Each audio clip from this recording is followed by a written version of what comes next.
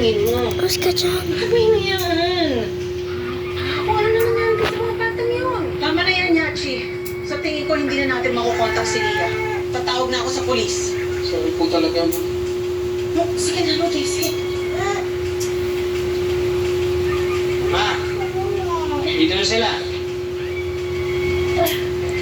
Uy, Oh my God! Ano nangyari sa inyo?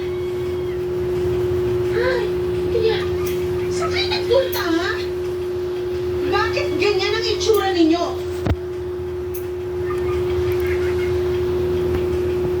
Tsaka, ma'am, may sugat si Lia, oh. ano rin siya? Ano ba talagang nangyari, Louie? Do you know how worried we were? Buti ka akong tumawag sa polis para mahanap kayo. Comfort. Hindi kagaya niyo. Lagi na lang po kayong galit